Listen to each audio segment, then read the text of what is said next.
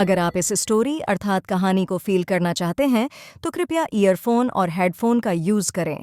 चलिए शुरू करते हैं। इस पाठ में लेखक ने अपनी त्रिपुरा यात्रा का वर्णन किया है, जिसमें त्रिपुरा के व्यक्तियों, धर्मों, दर्शनीय स्थलों आदि का वर्णन है। यह पाठ हमें छोटे से राज्य त्रिपुरा के बारे में कई जानकारियां देता है। लेखक सूर्योदय के समय उठते हैं, चाय और अखबार लेकर सुबह का आनंद लेते हैं। एक दिन लेखक की नींद बिजलियां चमकने और बादलों के गर्जना की कानफोड़ू आवाज से खुली। इस दृश्य ने उन्हें दिसंबर 1999 की घटना, जब वह ऑन द रोड शीर्षक की टीवी श्रृंखला बनाने के सिलसिले में त्रिपुरा की राजधानी अगरतला की यात्रा पर गए थे, की याद दिला दी।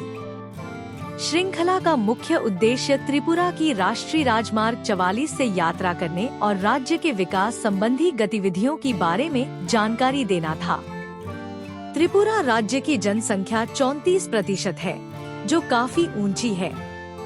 यह राज्य बांग्लादेश से 3 तरफ से घिरा है और एक तरफ से भारत के 2 राज्य मिजोरम और असम सटे हैं। सोनूपुरा, बेलोनिया, सबरूम, कैलाश शहर त्रिपुरा के महत्वपूर्ण शहर हैं, जो बांग्लादेश के करीब है। अगरतला भी सीमा चौकी से 2 किलोमीटर दूर है। बांग्लादेश, असमा, पश्चिम बंगाल के क्षेत्रों से लोगों की भारी आवक ने यहाँ के जनसंख्या को असंतुलित कर दिया है, जो त्रिपुरा में आदिवासी असंतोष की मुख्य वजह है। पहले 3 दिनों में लेखक ने अगरतला और उसके नजदीक स्थित जगहों की शूटिंग की।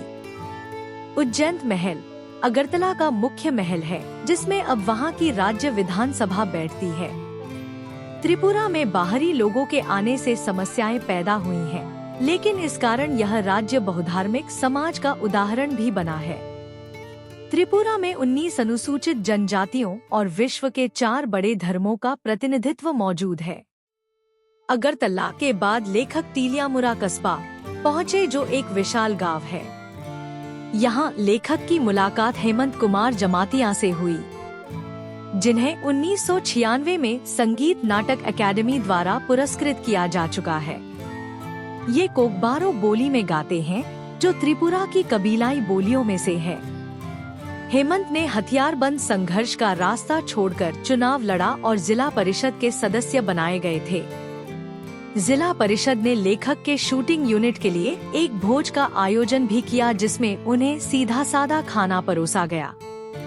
भोज के बाद लेखक ने हेमंत से गीत सुनाने का अनुरोध किया और उन्होंने लेखक को धरती पर बहती शक्तिशाली नदियों, ताजगी भरी हवाओं और शांति का एक गीत गाया।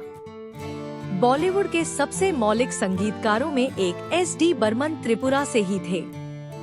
टीलियामुरा शहर के वार्ड नंबर 3 में लेखक की मुलाकात एक और गायक मंजू ऋषिदास से हुई। ऋषिदास मोचियों के एक समुदाय का नाम है, जो जूते बनाने के अलावा तबला और ढोल जैसे वाद्यों का निर्माण भी करते हैं। ऋषिदास रेडियो कलाकार होने के अतिरिक्त नगर पंचायत में अपने वार्ड का प्रतिनिधित्व भी करती थी।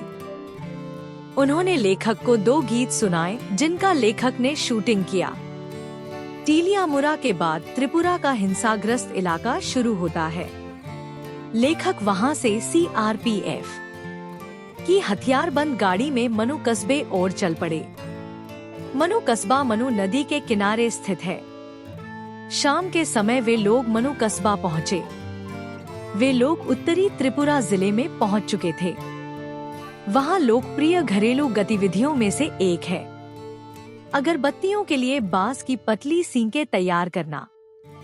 अगरबत्तियां बनाने के लिए इन्हें कर्नाटक और गुजरात भेजा जाता है। उत्तरी त्रिपुरा जिले का मुख्यालय कैलाश शहर है, जो बांग्लादेश की सीमा से करीब है।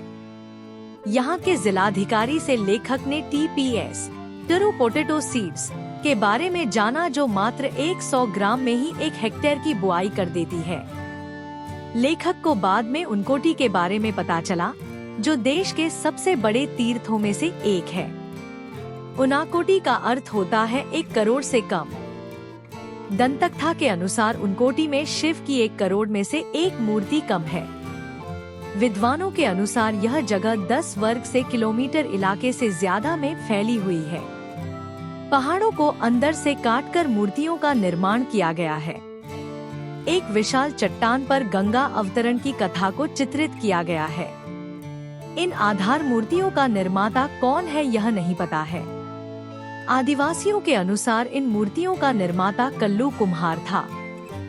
कल्लू पार्वती का बड़ा भक्त था और शिव पार्वती के साथ कैलाश जाना चाहता था। पार्वती के जोर देने पर शिव कल्लू को ले जाने के लिए तैयार हो गए, परंतु उन्होंने शर्त रखी कि एक रात में कल्लू कुम्हार को शिव की 1 कोटि मूर्तियां बनानी होंगी। कल्लू रात भर काम करता रहा, परंतु सुबह में उसकी मूर्तियों की संख्या 1 करोड़ में से 1 कम निकली। इसी बात का बहाना बनाते हुए शिव ने कल्लू कुम्हार से अपना पीछा छुड़ा लिया और कैलाश चले गए। इस जगह की शूटिंग करते हुए लेखक को 4 बज गए। उनाकोटी में अंधेरा छा गया और बादल गरज कर बरसने लगे। आज का गर्जन ने लेखक को 3 साल पहले वाले उनाकोटी के गर्जन का याद दिला दिया।